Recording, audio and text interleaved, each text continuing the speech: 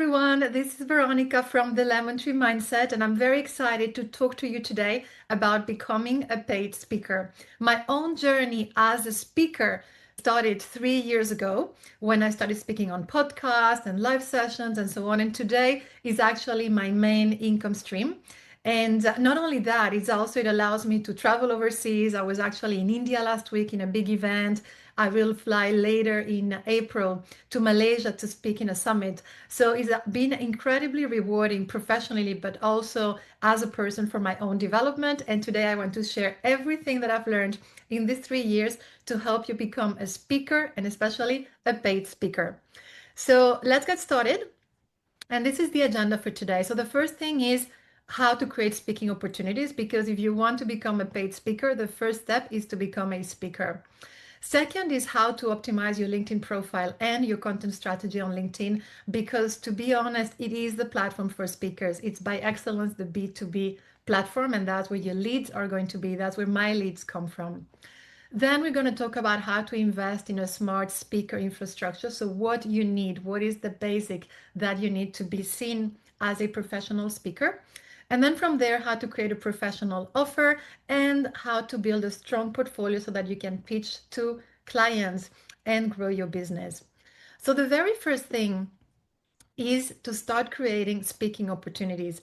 And let's start going very small, and then from there we can go bigger and we can scale.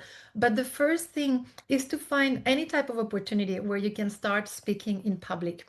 These are many of the examples that I have from 3 years ago when I started. I had no idea what I was doing and I was just figuring things out. So, what are some of the opportunities that you can create? And most of you are already active in one or multiple platforms. And it's very smart to start where you already are. Chances are there are already people in your community, peers, other creators who have perhaps podcasts, they might have shows, they might have a book club, whatever that might be. What you see here on the screen is really partnership with other people like myself who already have their own show, who like to interview people. And so the first step is, instead of just trying to go out and big and reach out to companies, start flexing the muscles, start finding opportunities to speak where you are, whether it's podcasts, whether it's live sessions, and so on.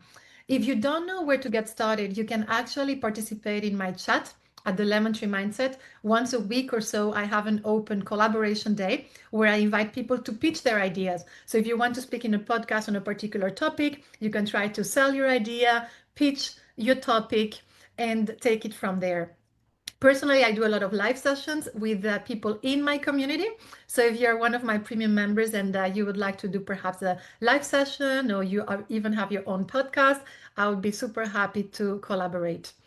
Here are other examples, and this is not just about Substack. In fact, it really applies to any platform where, as you see here, I have examples of LinkedIn Live, for example, which is a platform where I'm very active, and that works very well to raise awareness, to give you content longevity, because the recording stays in the platform for longer.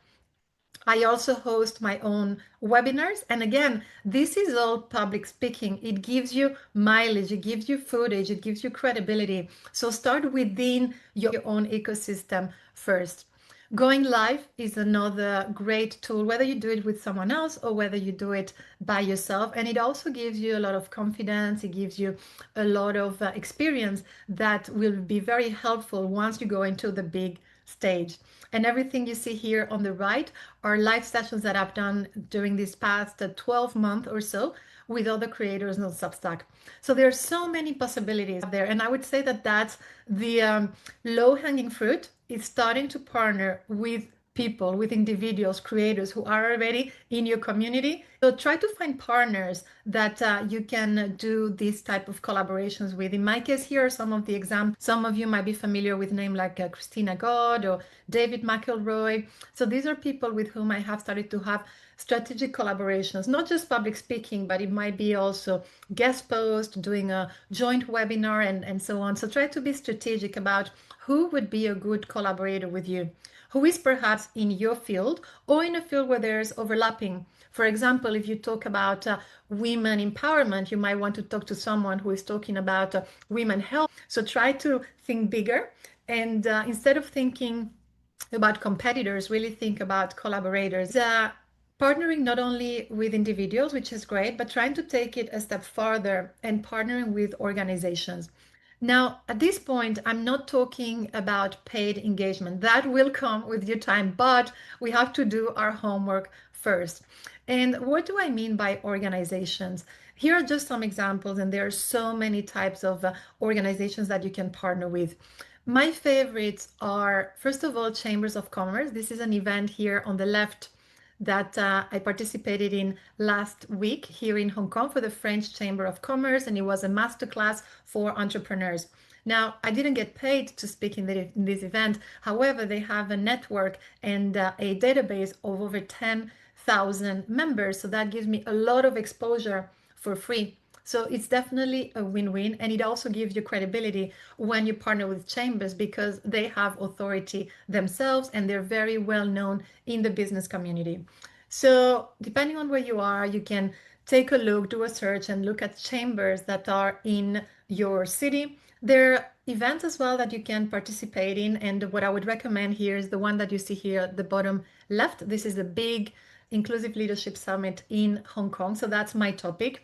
When I talk about public speaking, my areas are leadership and communication. And so I'm always looking, I have the radar on to identify what are some events, conferences, summits. Many of them are actually online, especially in my region because it's easier for me. I'm in Hong Kong, so I usually look at Asia Pacific.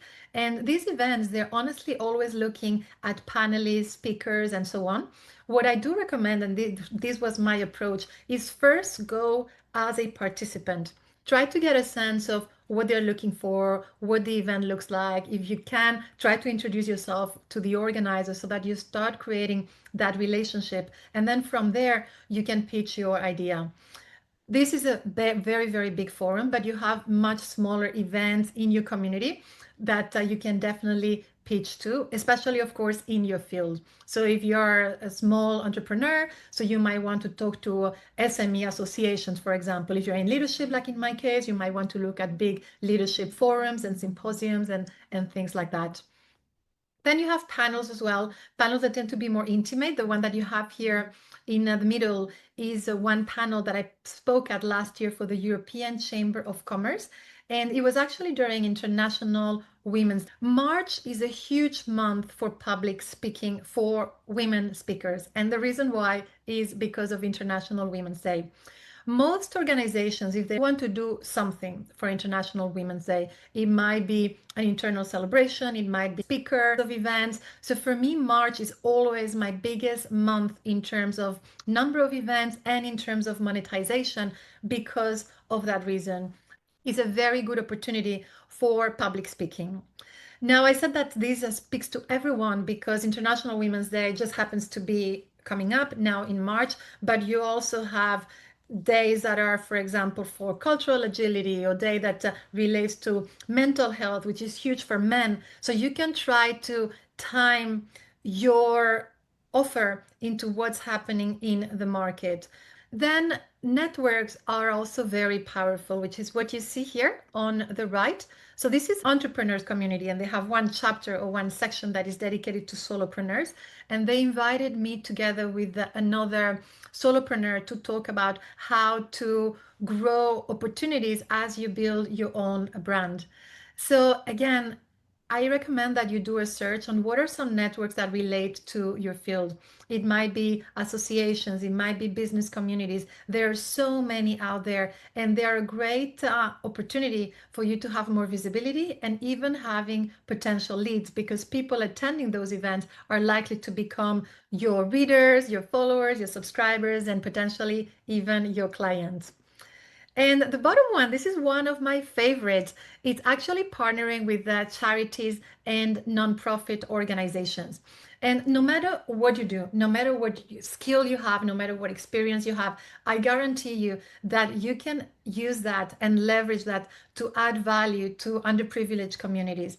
And that's fantastic because on the one hand, you're helping a group of people who are underprivileged, but on the other hand, you also get exposure. So the example that you see here at the bottom is one of my favorites, where I spoke for a nonprofit that focuses on giving education and resources and empowerment to women, young women from under that developed communities in South Asia as well as Africa. It was a wonderful experience. I spoke to over 60 women. They were so engaged. They had so many questions. And I talked about how to use an athlete's mindset to build a better world for every child. So these women, they don't have a lot of access to education. They don't have a lot of resources. So be able to contribute in that way while at the same time also building my brand and doing something that I'm passionate about is something that is truly, truly rewarding. So, what does that look like for you? You can look at charities in topics that you're passionate about. For me, it's often about women, it's about children, but it might be people with a disability, for example, or it might be for the elderly. So, you can think of your skills and how you could put them in service of the community, and it really becomes a win win. So, this is what I mean by